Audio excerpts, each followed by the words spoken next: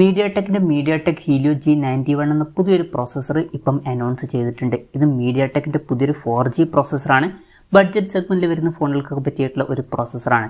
എന്തായാലും ഈ ഒരു വീഡിയോയിൽ നമ്മൾ നോക്കാൻ പോകുന്നത് മീഡിയാടെക് ഹീലിയോ G91 എന്നുള്ള പ്രോസസ്സറിനെ പറ്റിയിട്ടാണ്.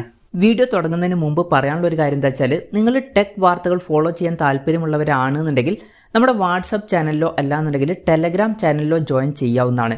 താഴെ ഡിസ്ക്രിപ്ഷനിലും അതുപോലെ തന്നെ കമൻറ്റ് ബോക്സിലും നമ്മുടെ വാട്സപ്പ് ചാനലിൻ്റെയും അതുപോലെ തന്നെ ടെലഗ്രാം ചാനലിൻ്റെയൊക്കെ ലിങ്കും കാര്യങ്ങളൊക്കെ കൊടുക്കുന്നുണ്ട്. അവിടെ റെഗുലർ ആയിട്ടുള്ള ടെക് അപ്ഡേറ്റ്സും കാര്യങ്ങളൊക്കെ ലഭിക്കുന്നതായിരിക്കും. ആദ്യം നമ്മൾ ഫീച്ചേഴ്സും കാര്യങ്ങളൊക്കെ നോക്കുകയാണെന്നുണ്ടെങ്കിൽ ഇത് TSMCയുടെ 12nm പ്രോസസ്സറാണ്. പിന്നെ ഇതൊരു ഒക്ടാ കോർ പ്രോസസ്സറാണ്. ഇതിൽ 2 GHz ക്ലോക്ക് ചെയ്യുന്ന കോർട്ടെക്സ് A75ൻ്റെ 2 കോറുകളും അതുപോലെ തന്നെ 1.8 GHz ക്ലോക്ക് ചെയ്യുന്ന കോർട്ടെക്സ് A55ൻ്റെ 6 കോറുകളും വരുന്നുണ്ട്. GPUയുടെ കാര്യത്തിൽ 1 GHz വരുന്ന മാലി G52 MC2ൻ്റെ GPU ആണ് വരുന്നത്.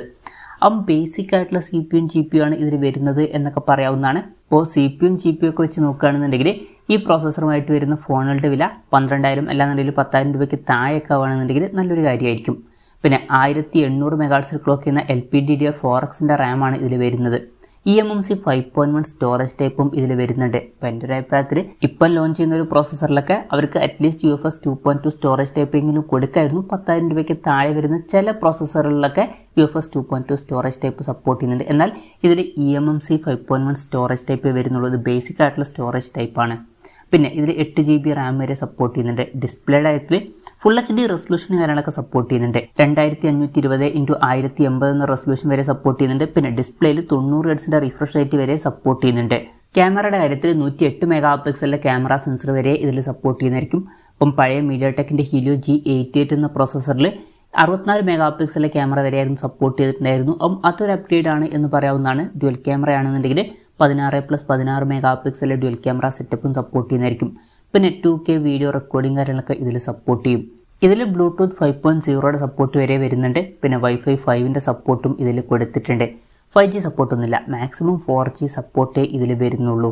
അപ്പം ഇതൊക്കെയാണ് ഫീച്ചേഴ്സിനെ പറ്റി പറയാനുള്ള കാര്യങ്ങൾ. ഫീച്ചേഴ്സ് മൊത്തം നോക്കുകയാണെന്നുണ്ടെങ്കിൽ ബേസിക് ആയിട്ടുള്ള ഫീച്ചേഴ്സുമായിട്ട് വരുന്ന ഒരു പ്രോസസ്സറാണ്.